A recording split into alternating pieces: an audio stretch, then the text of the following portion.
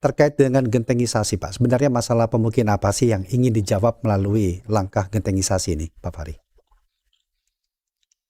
Ya, terima kasih para pendengar di seluruh tanah air. Saya ingin kita mengerti pemikiran di belakang pemikiran yang terucap, ya, supaya kita juga bisa memahami keinginan besar daripada Bapak Presiden. Kita tahu beliau ini adalah orang yang sangat terbuka dan dunianya itu dunia terbuka karena beliau pernah tinggal di banyak negara pada masa-masa mudanya dan karena itulah dia melihat standar kehidupan yang layak itu. Dan itulah yang beliau ingin capai dari waktu ke waktu dengan cara yang sangat sederhana. Makanya beliau membuat gerakan untuk makan bergizi, sekolah gratis, sekolah bagi talent-talent dan anak-anak yang punya keahlian atau kelebihan dan sebagainya itu beliau galakkan sekolah-sekolah unggulan. Nah, jadi buat beliau meningkatkan standar dan taraf hidup masyarakat Indonesia adalah gerakan dan perjuangan. Oleh sebab itu, gerakan yang beliau sebut kemarin itu bukan, jangan lihat gentengisasinya, Ya, karena beliau Indonesia Asri. menyebut gerakan Indonesia Asri, Ya. gitu. Dan ini adalah satu, ya bisa dibilang kayak manifesto untuk mengajak seluruh bangsa Ya. hidup dan beradab bagi kemanusiaan. Kira-kira begitu. Oke. Nah, standar hidup ini pada kata Asri itu aman, ya kan? Bersih. Kemudian Bersih. aman, yang kedua itu S kan? Ya. Sehat sehat, kemudian resik dan dan indah gitu. Dan 4 elemen ini kira-kira mencakup diri kita, rumah dan lingkungan kita. Dan karena itulah kemudian salah satu yang beliau targetkan itu adalah apa yang beliau lihat di rumah, ya. Ya. Ya terutama genteng gitu. Karena beliau merasakan orang tuh kalau tinggal di bawah seng itu panah diproduksi secara lokal, ya, genteng dan bata merah khususnya. Oke. Tapi kalau kita berbicara soal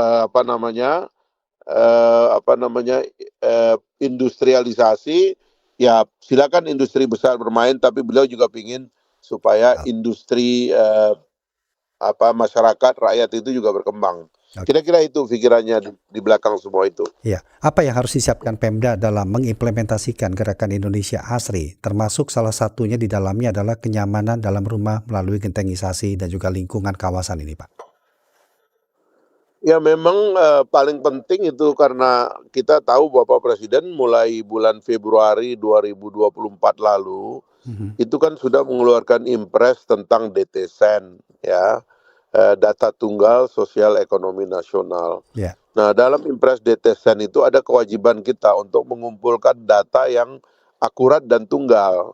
Karena itu tugas bagi pemerintah khususnya yang akan nanti secara operasional mengerjakan program ini adalah dia harus tahu, ya, rumah-rumah dalam hal ini kalau rumah, ya, termasuk individual dan keluarga yang ada dalam data DTSEN, karena itu menunjukkan strata pengeluaran masyarakat kita, mulai dari desil yang paling bawah, desil 1 yang pengeluarannya per bulan itu lebih kurang maksimal 1 juta rupiah per keluarga, sampai desil yang paling tinggi, dan pada desil-desil itulah alamat dari seluruh sasaran kebijakan pemerintah, termasuk nanti ketika kita mau merenovasi rumah.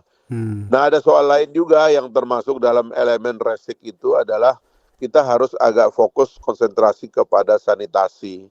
Karena sanitasi itu tidak saja menjamin kesehatan dari keluarga tersebut, tapi juga kesehatan masyarakatnya. Sebab sanitasi itu yang buruk, itu menurut laporan dari Kementerian Kesehatan, itu salah satu sumber penularan penyakit. Dan itu kita harus atasi secara masif supaya penyakit-penyakit yang berbasis kepada sanitasi tadi, ya, toilet misalnya, kita mesti mulai melarang itu masyarakat yang buang air sembarangan Ya. atau yang disebut dengan sanitasi terbuka dan sebagainya, kita mesti perbaiki ke depan. Itu sekali lagi adalah untuk menciptakan kehidupan masyarakat yang lebih tertib dan beradab, kira-kira begitu. Baik. Dukungan apa, Pak Fahri, yang disiapkan pemerintah untuk daerah kalau begitu, Pak? Saya kira sekarang ini kalau baca seluruh dari program Bapak Presiden, itu kan ingin memastikan soal-soal dasar ya, supaya kehidupan itu layak dulu. Makanya beliau kan mengatakan, kita nggak akan kita nggak akan muluk-muluk ingin menjadi negara Skandinavia atau negara Eropa Ya, begitu. ya. Kita hanya berpikir untuk hidup layak ya. Kalau di dalam bahasa teks-teks negara itu adalah kehidupan yang layak dan bermartabat bagi kemanusiaan. Saya kira itu dengan cara ya anak kita makan bergizi yang cukup yang menyebabkan pertumbuhan fisik dan jiwanya itu berjalan dengan baik, lalu dia mendapatkan sekolah yang baik sehingga kecerdasannya itu terjaga, nanti Indonesia akan menjadi mereka akan menjadi pemimpin Indonesia yang juga akan baik begitu. Kira-kira seperti itulah. Oleh karena itu sikap ekstrim dari orang yang mengumpulkan kekayaan secara ilegal, merampas dan merusak sumber daya alam, Ya. itu kan yang beliau mau cegah supaya pertumbuhan kita sebagai masyarakat juga berjalan dengan baik dan normal gitu. Ya.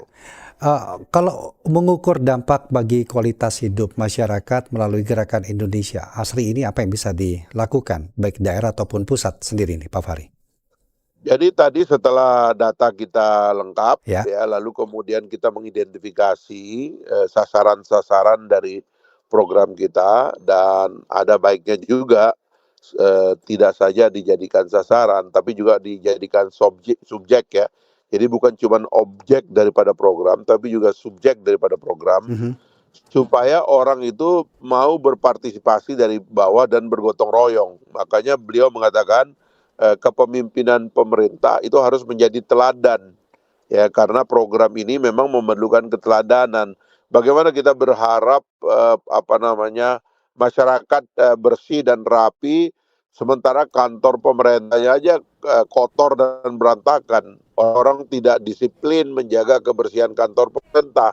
Ya. Sehingga di daerah-daerah itu ya, mulai dari kantor kantor desa, kantor kecamatan, dinas-dinas dan sebagainya, itu contoh kebersihan.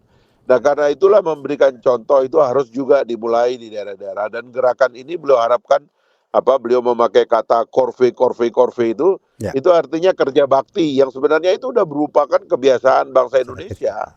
Ya, kerja bakti dan kerja bakti gitu. Ya. Pak Fahri Hamzah, terima kasih Pak untuk waktunya sudah berbincang bersama kami. Baik, sama-sama. Sehat selalu semuanya. Sehat selalu juga. Wassalamualaikum Pak.